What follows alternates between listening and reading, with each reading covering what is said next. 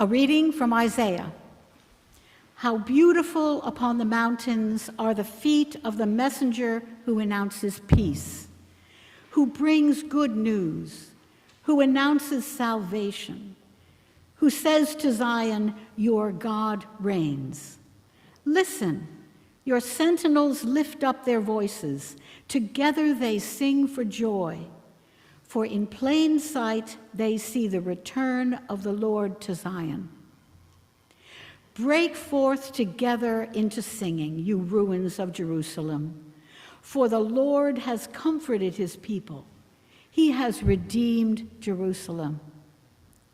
The Lord has bared his holy arm before the eyes of all nations, and all the ends of the earth shall see the salvation of our God. Hear what the Spirit is saying to God's people. Praise be to God. A letter to the Hebrews. Long ago, God spoke to our ancestors in many and various ways by the prophets. But in these last days, he has spoken to us by a Son, whom he appointed heir of all things, through whom he also created the worlds. He is the reflection of God's glory and the exact imprint of God's very being, and he sustains all things by his powerful word.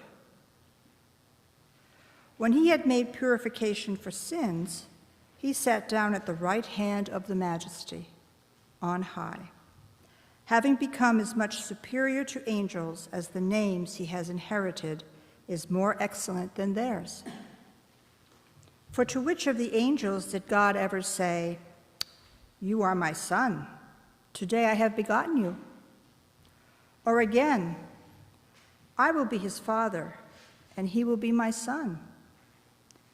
And again, when he brings the firstborn into the world, he says, let all God's angels worship him.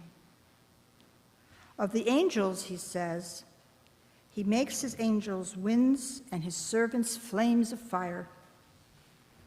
But of the Son, he says, your throne, O God, is forever and ever, and the righteous scepter is the scepter of your kingdom. You have loved righteousness and hated wickedness. Therefore God, your God, has anointed you with the oil of gladness beyond your companions. And in the beginning, Lord, you founded the earth, and the heavens are the work of your hands. They will perish, but you remain. They will all wear out like clothing. Like a cloak, you will roll them up, and like clothing, they will be changed. But you are the same, and your years will never end. Hear what the Spirit is saying to God's people. Praise be to God.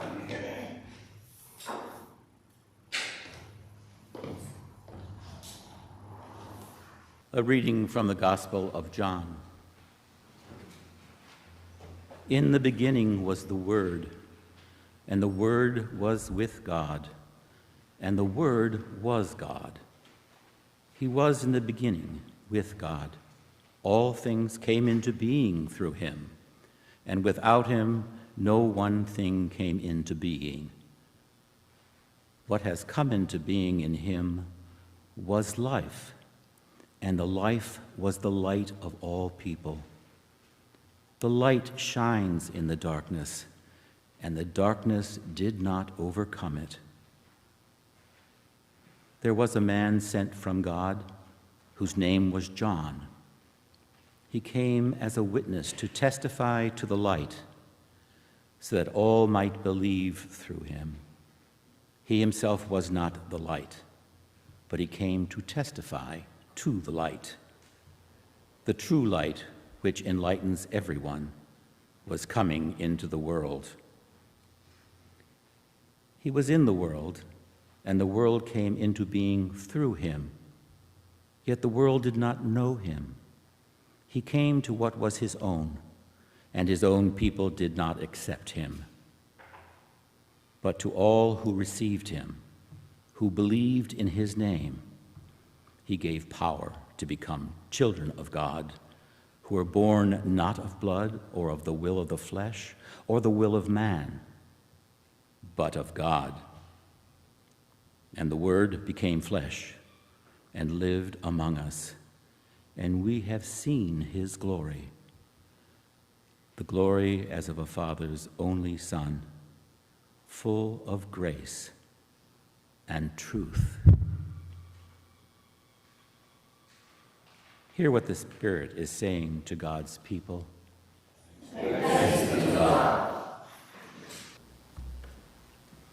I drew the Christmas lottery.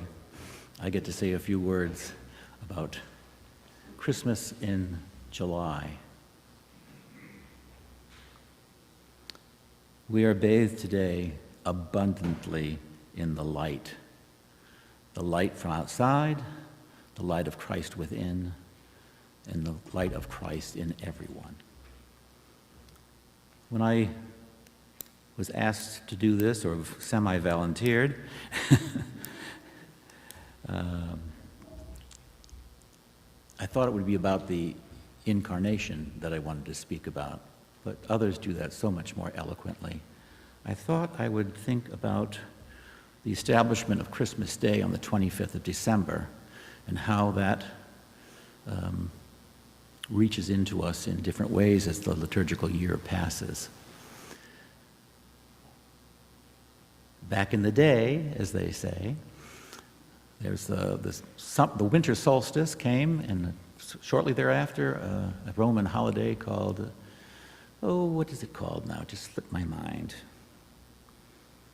Anyway, they were celebrations that were happy and fulfilled with life, and the makers of our faith decided that a perfect time to have the light of the world come into to be born, and so the light of the world came in.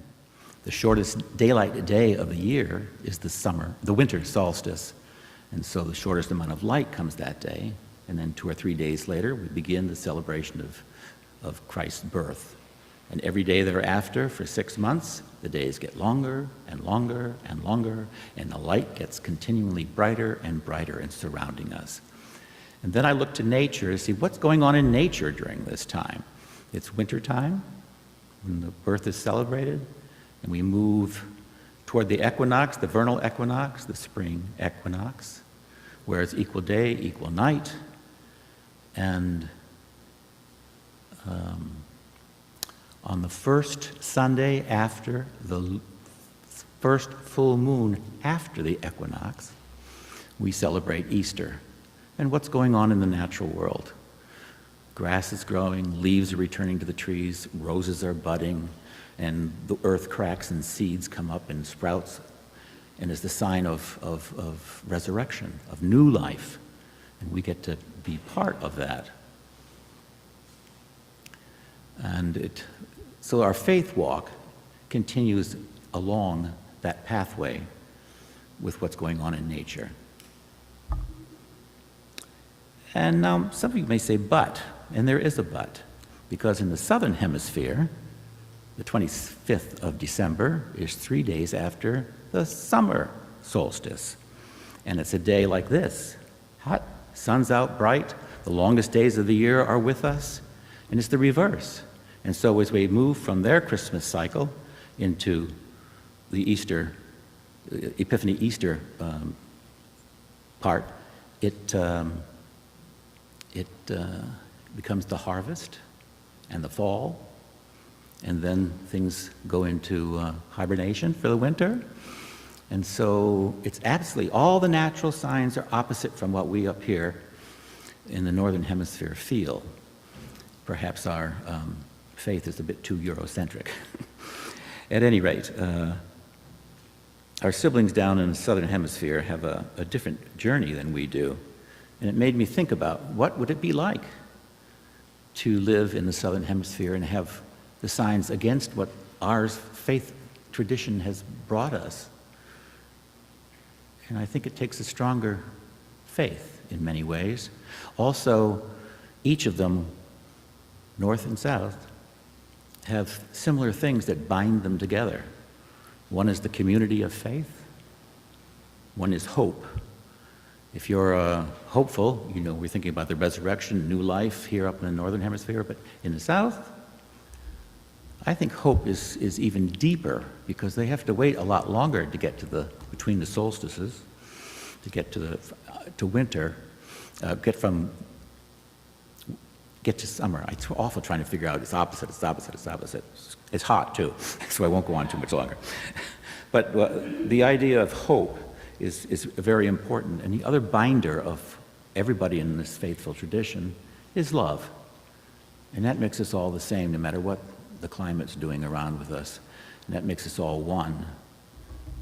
And I forgot to bring up my John, so I'm not going to be able to repeat that thing, but the light lived with us for a time. So, looking outdoors, it looks like Christmas in a different way. So maybe we should think of our Southern Hemisphere friends today as we walk out the great red doors and go out celebrating Christmas in July. Only 5 more months until we have an official Christmas celebration. So I give you happy Christmas in July. Amen.